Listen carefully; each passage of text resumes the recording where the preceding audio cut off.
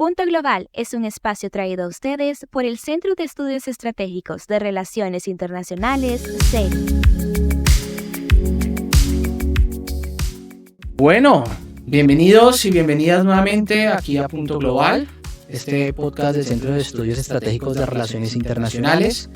Mi nombre es Guillermo Ospina, como ustedes ya saben, soy el director académico y bueno, como cada semana les estoy dando la bienvenida a este espacio que se llama Punto Global, como siempre con un tema muy interesante que nosotros vamos a tener, sin duda con alguien que considero es una gran invitada que nos va a acompañar a entender este tema, un tema que es generalmente muy alejado de nosotros, pero que espero encuentren muy interesante, pero no sin antes, pues les quiero dar la bienvenida a nuestro equipo de Punto Global que comienzan aquí la semana con nosotros. Entonces, bueno, bienvenidos. Hoy tenemos casa llena. Hola Gastón, Ana, Florencia, ¿cómo están? Bienvenidos a esta semana a Punto Global. Hola Ana, ¿cómo estás? Hola, ¿cómo andan? ¿Todo bien acá? ¿Ya con menos frío? Ah, bueno, muy bien. Y Gastón, ¿cómo estás? Bueno, ¿todo bien? Sí, hace mucho que no estábamos todos así. Y bueno, vamos a ver cómo saldrá esto. Mucha expectativa por este capítulo de un tema que no conocemos mucho y que bueno, vamos a aprender hoy bastante. Bueno, y Flor, ¿cómo estás? Bienvenida esta semana a Punto Global. Hola a todos, ¿cómo están? Un gusto estar de nuevo con ustedes. Bueno, entonces como siempre comenzamos viendo qué es lo que está pasando en la agenda internacional y con esta sección que nosotros llamamos el no tema. Entonces, bueno, vamos a comenzar con un tema muy interesante. Entonces, Ana, ¿tú qué nos traes aquí como no tema esta semana? Bueno, esta semana vuelve a estar en auge todo lo que es Trump y Lula. Lula ya ha tenido varios encuentros y varios conflictos, se puede decir así, por medio de redes sociales. Ya han sido con Musk por parte de la red social X y ahora ha sido el caso con Trump también por la red social X, y se hizo un planteo y un descargo de lo que es realmente la soberanía. ¿Qué es la soberanía para los estados? Lula tiene todo el derecho de controlar el estado como lo quiere hacer y no va a recibir amenazas, muchísimo menos por redes sociales de otros mandatarios. Entonces, esta semana lo que pasó es que se está llevando a cabo el juicio político al expresidente Jair Bolsonaro por el intento de golpe de Estado que haya sido confirmado y sentenciado. Falta ejecutar esa sentencia. Y Trump, al tener una ideología muy similar a Jair Bolsonaro, elevó una preocupación por su posible arresto por la consecuencia del golpe de Estado.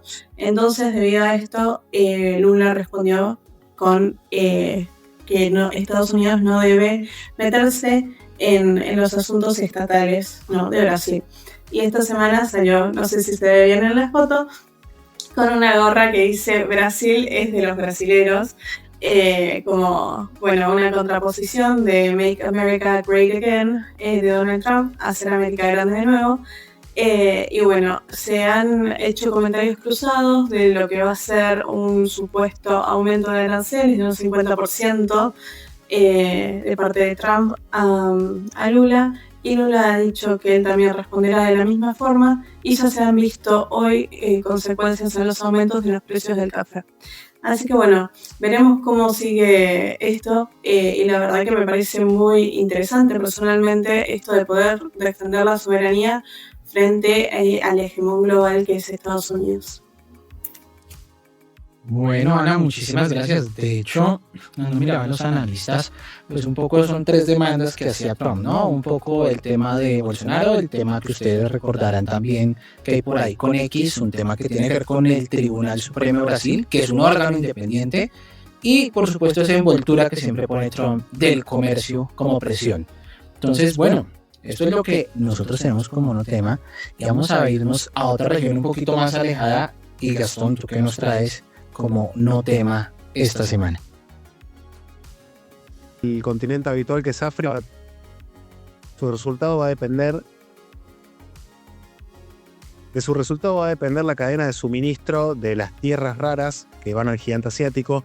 ¿Qué son las tierras raras? Son elementos que están justamente en la Tierra, elementos químicos que son muy escasos. Y estos recursos son clave para la transición energética y para el desarrollo de la industria de defensa, que son dos cosas en las que China está a la vanguardia y es líder. Entonces, al ser China el mayor demandante de este tipo de minerales y ser el norte de Myanmar un lugar en donde se caracteriza por tener muchas de estas tierras raras pesadas, China tiene un gran interés geopolítico en mantener estabilidad en Myanmar, en donde mantiene también una frontera justamente al norte. Myanmar está en una situación bastante complicada desde el 2021, cuando hubo un golpe de Estado y comenzó una guerra civil bastante sanguinaria. Justamente en la región del norte está el Ejército de Independencia de Kachin, en esa región del estado de Kachin, y este grupo étnico lucha desde hace décadas por tener mayor autonomía frente al gobierno central de Myanmar. Y entre otras cosas, estuvo tomando algunas ciudades en las últimas semanas, más específicamente la ciudad de Bamo, que está en la ruta clave para el comercio de estas tierras raras. Entonces China se empezó a meter en este conflicto cada vez más de lleno, y según reportes de Reuters, le dio un mensaje muy claro al Kia, que si no se retiran de Bamo y no permiten la reactivación de este tipo de exportaciones, van a suspender todo tipo de comercio con la zona. Es decir, Beijing una vez más muestra este tipo de diplomacia híbrida que no es la habitual que uno conocería de, bueno, si vos te metes acá, yo voy a recurrir a la fuerza, sino te corto el negocio. Si se meten con nuestro negocio, yo te corto el negocio a vos. Así es como opera la diplomacia de la República Popular China. Le prometió negocios al Kia también para hacer nuevas exportaciones en caso de que hay muchas tierras. Así que veremos cómo es el desenlace de este conflicto mientras la República Popular China se está metiendo. Bueno, Noston, muchísimas gracias con ese no tema. Y bueno, vamos a volver aquí a esta geografía nuevamente con Florencia y su no tema. Entonces, Flor, ¿tú qué nos traes esta semana como no tema?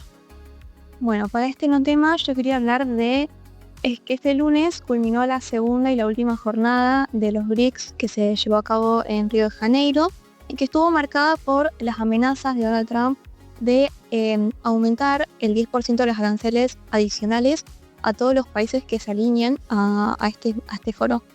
En la declaración final se criticó abiertamente al proteccionismo de Estados Unidos y se rechazaron todos los bombardeos contra Irán y específicamente el presidente de Brasil dijo que los países del bloque son soberanos y no aceptan ningún emperador. Por primera vez no participaron ni los presidentes de China y Rusia, lo que podría indicar que está repercutiendo las amenazas de Donald Trump, porque en paralelo China está negociando con Estados Unidos los aranceles y que no haya participado directamente podría indicar que se están haciendo notar las amenazas y que tal vez no se quiera aumentar la tensión. En general las declaraciones fueron bastante blandas en comparación de otras cumbres donde se critica más duramente y abiertamente a lo que es el neoliberalismo y principalmente el primer mundo. Bueno, Flor, muchas gracias. ¿Qué tal nosotros si el BRICS prospera y encontramos un mundo desdolarizado? Que creo que tal vez es la apuesta más atrevida que hace el BRICS. Y bueno, dicho esto, pues comenzamos esta semana con este gran tema que nosotros tenemos y vamos a viajar al norte de la India, precisamente a esa frontera con China, a ver lo que ha sido la figura del Dalai Lama con nuestra gran invitada. Pero antes de comenzar, pues veamos un poco este video que siempre colocamos para estar en contexto. El Dalai Lama cumple 90 años y con ello se abre la discusión sobre su sucesión. Miles de budistas se reúnen este lunes en torno al líder religioso en su retiro de exilio de Matleokdang, al norte de India, para dar comienzo a varios días de festejos con motivo del aniversario de su nacimiento. Nacido en 1935, Tenzin Gyatso fue elegido a los 2 años para ser el 14º Dalai Lama, según la tradición budista de la reencarnación. El Dalai Lama cumplió 90 años. El líder espiritual y político del pueblo tibetano, exiliado desde hace más de 6 décadas en la India sigue siendo una figura clave en las relaciones internacionales. En medio de festejos, China mira de reojo el inevitable proceso que algún día llevará a su sucesión. Para hablar de su legado y entender qué le depara para el futuro de la región del techo del mundo, nos acompaña en esta edición de Punto Global Lía Rodríguez de la Vega, licenciada en Estudios Orientales y doctora en Relaciones Internacionales por la USAL. Realizó estancias postdoctorales en Brasil y justamente en la India, directora de la Licenciatura de Estudios Internacionales y la Diplomatura en Estudios de Asia de UNCAUS, docente de grado y posgrado en diversas universidades, docente invitada en 9 universidades también en el extranjero, investigadora, miembro de ALADA, exsecretaria y actual miembro del Consejo Asesor de la ALADA, miembro del Board of Directors del International Society for Equality of Life Studies entre el 2013 y el 2016, y vocal del Consejo Federal de Estudios Internacionales, miembro consejera del Consejo Argentino para las Relaciones Internacionales. ¿Cómo estás, Lía? Bienvenida a Punto Global. Muy bien, muchas gracias por la convocatoria. Gracias a vos por conectarte y por hacerte este ratito. Para empezar, bueno, nosotros, como habíamos dicho antes, no estamos tan habituados a este tema y probablemente gran parte de la audiencia, si bien uno escuchó hablar de la figura del Dalai Lama y probablemente muchos ya lo hayan escuchado, gran parte de la audiencia no debe estar tan familiarizada con quién es, cuál es el rol que cumple. Entonces, para empezar, vayamos a lo básico. ¿Nos puedes explicar brevemente quién es el Dalai Lama, qué rol cumple, tanto política como religiosamente?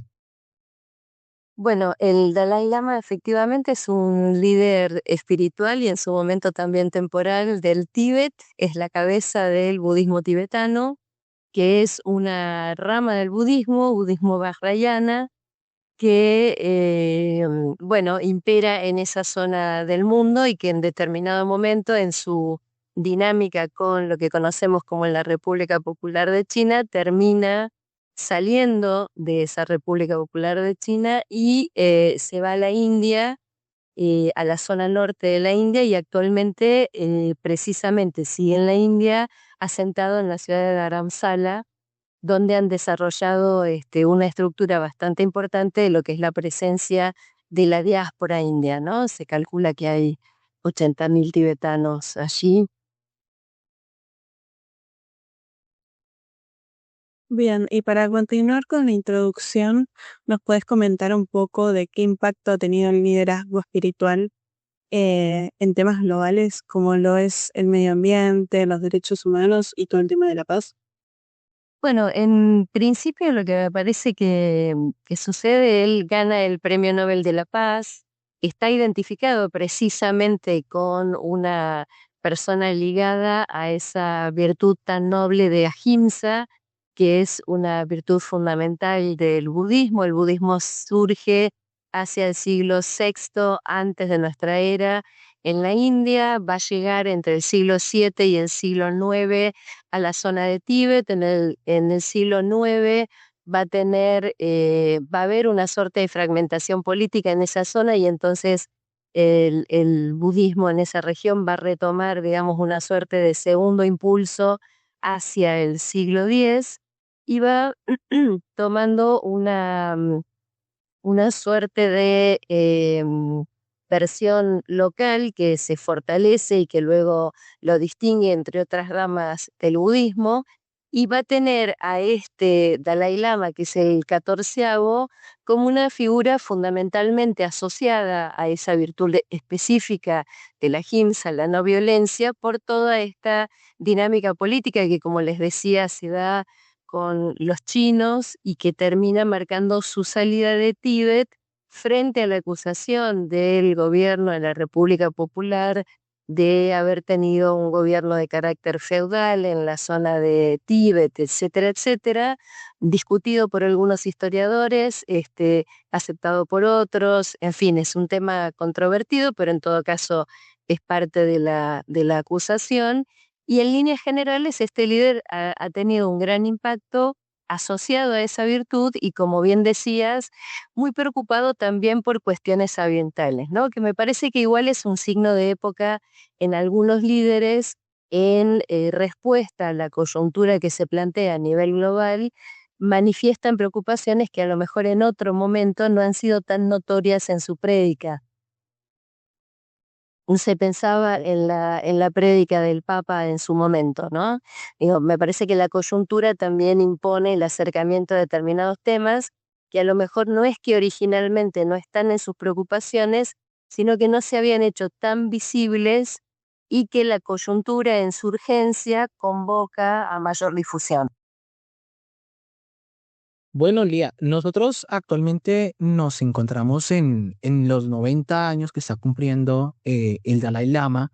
Y por supuesto, uno de los temas más importantes es el tema de la sucesión y sobre todo la potencial influencia china que pueda tener en ese sucesor. ¿Tú nos podrías explicar cómo funciona la sucesión, digamos, cómo se está dando este proceso más o menos? Bueno, en general el proceso que se da es un proceso de reencarnación, ¿no? Hay un Dalai Lama o un Panchen Lama, que es el segundo en el mando, por así decirlo, en la estructura que tienen, que reencarnan y que entonces deben ser reconocidos en su nueva encarnación. Ese reconocimiento de la encarnación es una suerte de tradición institucionalizada a lo largo de siglos y que tiene que ver con distintas características, por ejemplo, las visiones que el regente o que otro monje importante puede tener en un lago del sur de Tíbet, las imágenes que puede ver allí, los símbolos que se le transmiten y que le dan una suerte de pistas para ir buscando a la nueva encarnación, en este caso, del Dalai Lama fallecido. Como este Dalai Lama cumplió ya 90 años, bueno, se siente, digamos, en la necesidad de aclarar, en primer lugar, si la institución del Dalai Lama va a seguir. Es algo que él en algún momento, él mismo cuestionó, ¿no? En su momento, a partir del siglo XVII, la autoridad del Dalai Lama fue no solo una autoridad temporal, perdón, no solo una autoridad espiritual, sino también temporal. En el 2011, este Dalai Lama, que es el 14º, renuncia a esa función y se dedica exclusivamente a lo espiritual.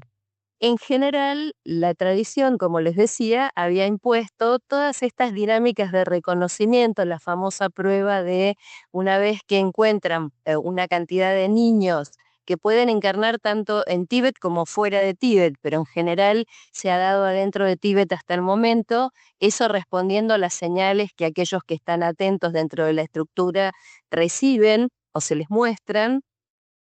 Y una vez que ubican un grupo de posibles niños que pudieran ser la reencarnación, en este caso el Dalai Lama anterior, los someten a distintas pruebas y más o menos 2 años después terminan decidiendo quién de esos niños efectivamente es la reencarnación del Dalai, ¿no? Muchas veces tiene que ver, por ejemplo, con el reconocimiento de objetos de quien era el último Dalai Lama, o sea, su encarnación anterior, etcétera, etcétera, y es lo que le pasó a este Dalai Lama cuando tenía 2 años, ¿no? Hay distintas historias acerca de qué cosas fue reconociendo.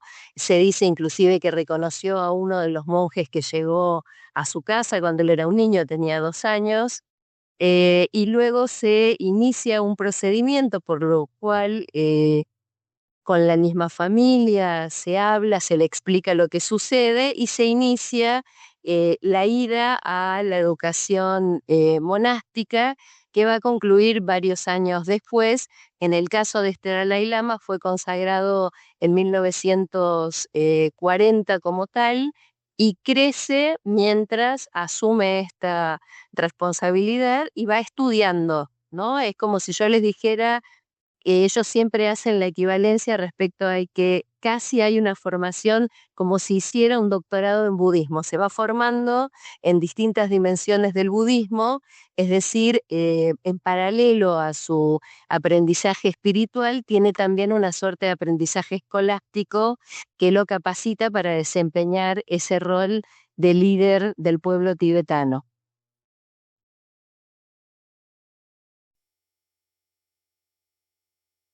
Bueno, ¿y cuál es el estado actual de la lucha por la independencia del Tíbet? ¿Hay alguna posibilidad real de diálogo entre el Dalai Lama y el gobierno chino? Bueno, en realidad la idea existió en su momento una idea y un reclamo de esa independencia del Tíbet. El Tíbet en algún momento fue independiente. Lo cierto es que estuvo sometido, como todos los espacios de la región, a la llegada de distintos pueblos, entre ellos los europeos, especialmente los británicos, etcétera, etcétera.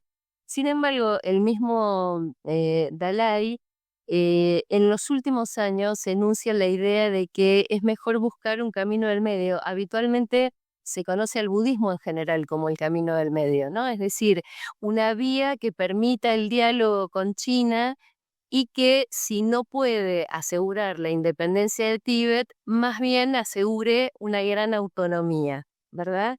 Pero digo, esta ha sido la evolución que la propia posición del 14º Dalai Lama ha ido teniendo, digamos. Hoy en realidad lo que se asume es que al estar Tíbet adentro de China, etcétera, etcétera, yo creo que con un criterio de realidad muy práctico y atendiendo a la coyuntura y una cuestión fáctica plenamente, en realidad él ha virado a pedir sobre todo una gran autonomía, ¿no?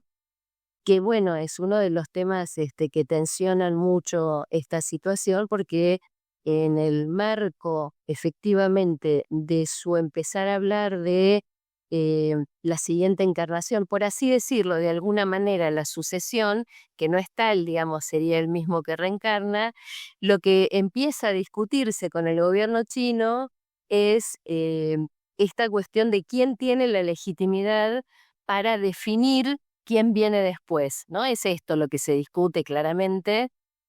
Bueno, que no se trata solo de una cuestión de la autoridad de la figura del Dalai mismo, se trata también del Tíbet mismo, ¿no?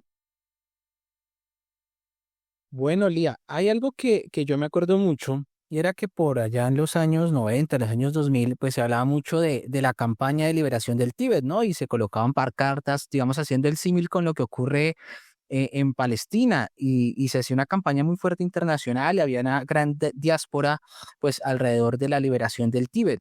Y tú nos comentas un poquito eso, pero me gustaría como profundizar eso, porque precisamente con este Dalai Lama que tú nos dices, comienza en los años 40, en los años 50 comienza la causa del Tíbet como tal. Entonces, ¿qué ha pasado? ¿Por qué ha perdido fuerza esa causa a nivel internacional también? Porque ya no se habla de que China está ocupando el Tíbet, se reclama su liberación. ¿Por qué ha desaparecido un poco ese movimiento desde cómo tú lo ves? Yo te puedo dar mi perspectiva. A mí me parece que el Dalai Lama y su propia estructura han virado eh, con un carácter muy fáctico, muy concreto, muy coyuntural, digamos. La China de la década del 59, cuando él huye, digamos, de China, cuando hay una suerte de llegada masiva nuevamente de fuerzas chinas a Tíbet, no es la misma China de ahora. China en este momento es la primera economía del mundo, es un país que entra de otra manera, tiene otra presencia en el ámbito internacional. Lo mismo sucede con India. La India a la cual le pide refugio el Dalai, no es la misma India de ahora. Esta India se acerca antes del 2030, por lo que dicen las predicciones, a ser la tercera economía del mundo. Ambos forman parte de espacios que están interpelando el actual sistema internacional vigente. Entonces yo lo que creo es que, más allá de todo lo que inicialmente había en torno de lo que es la independencia de Tíbet, lo que ha ido sucediendo es que la coyuntura va reemplazando, y es muy impresionante cómo el mismo Dalai tiene una respuesta fáctica, concreta, ¿no? Busca lo posible, porque además fundamentalmente entiendo que considera el pueblo tibetano que está en suelo tibetano, ¿verdad? Y que en realidad es quien va a recibir cualquier tipo de impacto, si es que hubiera alguno. Entonces creo que lo que sucede es que hay un cambio en el ámbito internacional y de la posición misma de China, que requiere de una toma de conciencia de cuál es el margen de posibilidades real que se tiene, ¿no? Y en ese sentido creo que pareciera más realista este giro, básicamente porque ningún país que yo conozca en el planeta va a aceptar mansamente la secesión de ninguna parte del territorio, digamos. Estamos hablando acá de la cuestión internacional. En general, la integridad territorial es un bien absolutamente preciado, la soberanía sobre el propio territorio, y cualquier pérdida territorial es vista del peor modo por cualquier país, también por China. Entonces, creo que ha sido una suerte de asunción de esta cuestión y una búsqueda de diálogo permanente. Creo que en realidad lo que se abre ahora con este momento de su vida en el que él cumple 90 años, pero que se acerca como cualquiera de nosotros a una muerte física, es que en realidad hay una interpelación muy grande a quién es el que tiene la legitimidad para definir quién viene después, ¿no? Inicialmente, bueno, el mismo Dalai había puesto en cuestión la idea de que la misma institución del Dalai Lama siguiera, diciendo, bueno, va a ser la misma población tibetana que defina esto. Nosotros sabemos también que en 1995 se reconoce la reencarnación, es decir, un niño del Panchen Lama anterior, es decir, del segundo en la estructura tibetana, y la familia de ese niño reconocido como la reencarnación del Panchen Lama es cooptada, se entiende que por el gobierno central de China, y no sabemos nada de él, ¿verdad? Y ustedes van a ver que hasta el día de hoy se reclama por la aparición con vida. El mismo Dalai, si yo no recuerdo mal, ha comentado que sabe que está vivo, que está siendo educado, etcétera, etcétera. Pero la cuestión es que esa reencarnación, por así decirlo, no ha podido ocupar el lugar para el cual fue reconocido. Entonces, creo que lo que hay hoy es una disputa en torno de la legitimidad efectiva de quién define esta sucesión. Bien, y ya entrando más a lo que es la figura, ¿no? ¿Qué tan efectiva ha sido la figura de Dalai Lama en lo que es la diplomacia pública, ¿no? ¿Se puede considerar un actor de soft power también? Yo creo que sí, indudablemente. A mí me parece que el budismo tiene una potencia verdaderamente impresionante. ¿En qué sentido? En principio porque ha tomado diversas formas. Ustedes hablaban antes de Myanmar en un momento, si pensamos también en Sri Lanka, en distintos lugares del mundo, digamos. El budismo aparece ligado, ni que hablar en Japón, también a la política, ¿verdad? Solo que acá, si ustedes quieren, es menos obvio que en los otros lugares. En el caso de Myanmar, en el caso de Sri Lanka, parece más ligado a los nacionalismos. En Sri Lanka en contra del Tíbet, en Myanmar en el problema enorme con los Rohingya, y en el caso de Japón más vinculado inclusive a partidos políticos y una actuación proyectada internacionalmente de distintas sectas budistas muy exitosas, ¿no? Entonces yo creo que la figura del Dalai Lama ha sido muy exitosa en términos de diplomacia pública, en proyectar valores profundamente asociados al budismo en general, no solo al budismo tibetano, como les decía, ahimsa, pero también otras virtudes como dana, etcétera, etcétera, que son consagradas por la tradición budista y que él ha encarnado del mejor modo, porque además tal vez el respeto por la figura del Dalai Lama no tiene que ver solo con ser un líder espiritual del budismo tibetano, sino que hay hacia él un respeto generalizado aún de gente que no es budista, ¿no? Un poco lo que pasa también con otras figuras religiosas, pero quiero decir que el éxito de su figura en términos de legitimidad frente a las opiniones públicas del mundo, y en ese sentido, en torno de la diplomacia pública de él, inclusive de su diplomacia persona a persona, por así decirlo, en distintos escenarios y con distintos públicos, ha sido muy exitosa. Y por lo demás, sin duda también, si no recuerdo mal, me preguntabas algo de la diplomacia cultural y del soft power. Sí, claro, él es un gran contenedor de todo eso y sigue proyectándolo hasta el día de hoy, ¿no? Hay un punto donde también lo tibetano se traduce a través de él, ¿no? Uno puede encontrarse con gente que tiene muy distintas visiones, pero claramente es una figura legítimamente tibetana y como tal eso proyecta. Aurelía, antes estabas diciendo que no es la misma China, la misma India que hace 60 años, por supuesto que no lo son, eh, pero bueno, hace 60 años el Dalai Lama se exilia a India y en este momento, ahora que estamos hablando de dos países que son dos monstruos, que se disputan cierta hegemonía, cada uno en su campo, ¿esto no complicó las relaciones diplomáticas entre India y China? Hoy en día hay alguna tratativa por el tema. China hizo reclamos a India para que vuelva al Dalai Lama y Carlos, por ejemplo. Pero ¿qué pasó? Bueno, claramente, primero la relación de China y de India ya de por sí es problemática. Nosotros tenemos un enfrentamiento militar en 1962, donde triunfa China.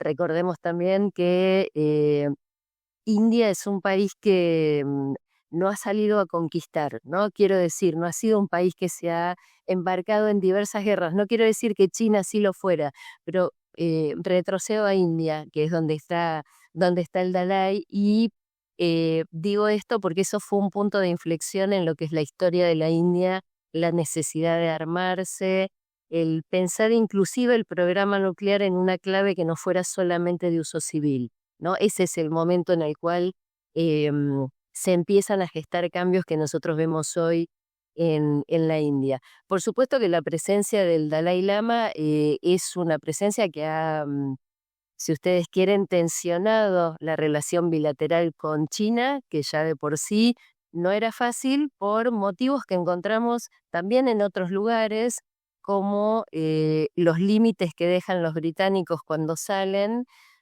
y que despiertan una enorme cantidad de problemas, ¿no? Sabemos que toda la región tiene problemas limítrofes y que esos problemas limítrofes en realidad continúan estallando periódicamente, ¿no? Ustedes recordarán que hace 2 años hubo, después de 40 años, un primer intercambio armado, pero no con armas de fuego, digamos, soldados chinos e indios peleando en una zona limítrofe y lastimándose con armas cortantes, no de fuego, pero esto no pasaba hace muchísimo tiempo.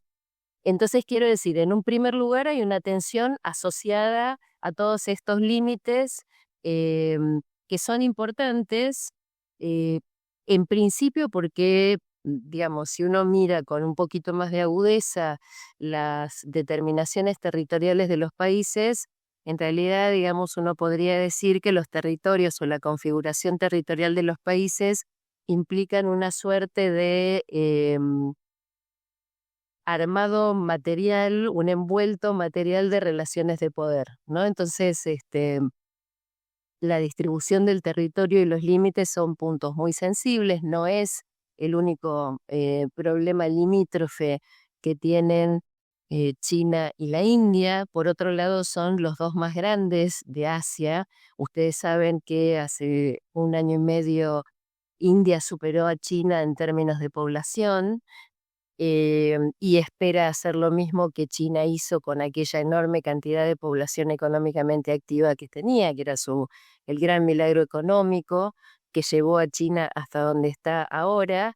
Hay una suerte de competencia estratégica, más allá de que al mismo tiempo hay una comprensión que, como dice siempre Jaishankar, que es el canciller de la India, el siglo asiático no va a ser de Asia si China e India no logran en fin, trabajar a la par, perdón, acompasadamente. Entonces, todas estas tensiones están.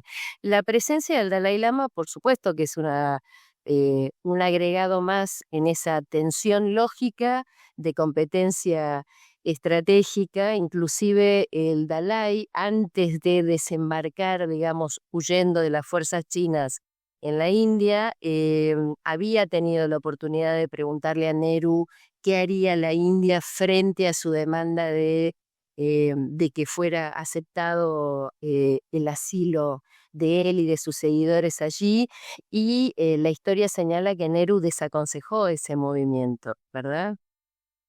Entonces, claramente había una idea de que eso iba a tensionar las relaciones. Es lo que sucede, las declaraciones del Dalai, por supuesto que inmediatamente cuando son declaraciones que de alguna manera tocan a la gestión, son contestadas inmediatamente. De hecho, estas declaraciones del Dalai acerca de que se va a seguir la costumbre tradicional para reconocer a la reencarnación que va a seguir a su muerte de él mismo, digamos, lo que sería el 15º Dalai Lama, una vez que está fuera de discusión que esa institución va a seguir, el gobierno chino ha salido a decir que en realidad quien debe determinar la legitimidad de esa elección es la autoridad central de China. Entonces, obviamente, la figura del Dalai, la presencia del Dalai, cualquier cosa que el Dalai dice en torno de este tema es un punto de extrema sensibilidad entre ambos países que ya de por sí tienen una competencia estratégica, ¿no? Recordaremos todos los que estamos acá el famoso collar de perlas, que es esa suerte de, no de encierro, pero sí de rodeo que la China viene haciendo con distintas iniciativas económicas, etcétera, ni que hablar de la Franja y la Ruta, gran iniciativa, pero que tiene un corredor económico que pasa por Pakistán en un territorio de India, en un territorio actualmente de administración de Pakistán que es disputado por India, razón por la cual India no puede de ninguna manera entrar a la iniciativa de la Franja y la Ruta. Entonces, claro que la presencia del Dalai y cualquier declaración sensible que haga tiene un impacto enorme en la relación entre los dos países, que además tienen el agregado de que en esa suerte de convicción profunda que tienen, que finalmente igual necesitan un cierto equilibrio el uno con el otro, comparten distintos espacios, ¿no? Organización de Cooperación de Shanghái, BRICS+, preocupación de ambos por la cuestión del terrorismo en general, preocupación de ambos por contener determinadas situaciones, como el caso de cualquier situación problemática que pudiera seguir a partir de Afganistán, etcétera, etcétera. Claro que todo esto agrega tensión definitivamente. Bueno, y para concluir con este episodio, como última pregunta, vemos que estamos en un contexto de creciente rivalidad entre China y Estados Unidos. ¿El tema tibetano podría volver a ser usado como carta estratégica en la competencia geopolítica de grandes potencias? La verdad es que hacer futurología no es lo mío, pero ya sabemos que la CIA aportó dinero en esa salida del Dalai de Tíbet a la India, lo ha dicho él, ¿no? Y él además ha manifestado enojo porque ha dicho que el programa tibetano de la CIA era un programa que finalmente buscó defender exclusivamente intereses estadounidenses y no ayudar al pueblo tibetano. Me da la sensación de que estamos en un espacio internacional donde se hace cada vez más evidente a todos nosotros que todo hueco que pueda señalar alguna vulnerabilidad de aquel otro cuyos intereses quiero superar o de alguna manera quiero yo superar como país o perjudicar, puede ser usado. Esperemos que no, porque la verdad es que es una situación de altísima sensibilidad y el hecho de que el Dalai Lama esté en la India y que haya, digamos, toda esta situación contextual mediando con China, hace deseable que no se presente un tercer actor a querer utilizar este problema concretamente para azuzar más tensiones, ¿no?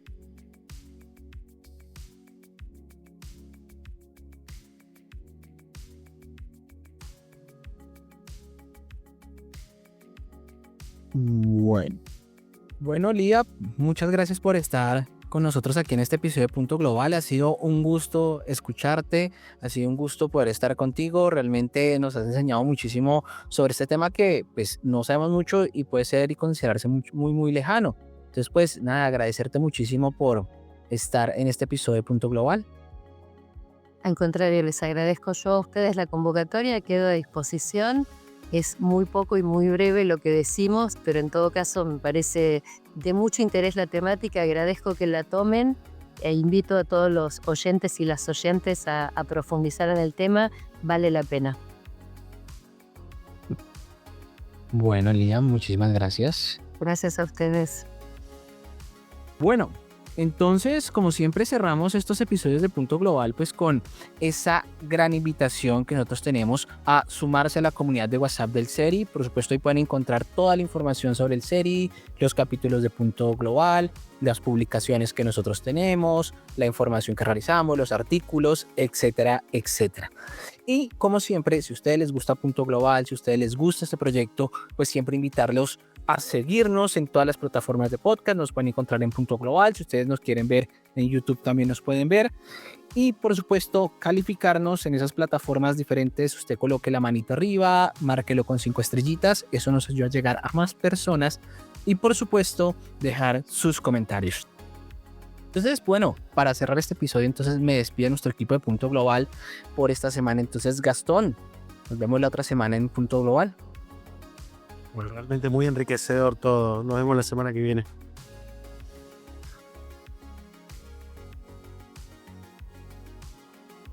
Y bueno, Ana, nos vemos la próxima semana en Punto Global. Nos vemos la próxima semana. Me encantó como le pudimos dar un espacio también, ¿no?, a la religión con el Papa, hacerlo con otras. Bueno, entonces esto ha sido todo por esta semana. Mi nombre es Guillermo Ospina, director académico del SERI, y nos vemos la próxima semana en un nuevo episodio de Punto Global. Recuerden que pueden encontrarnos en las distintas redes sociales. En Instagram como seri.global, en Facebook como Seri Global, en Twitter o X @seri6 y en la web en www.seriglobal.org.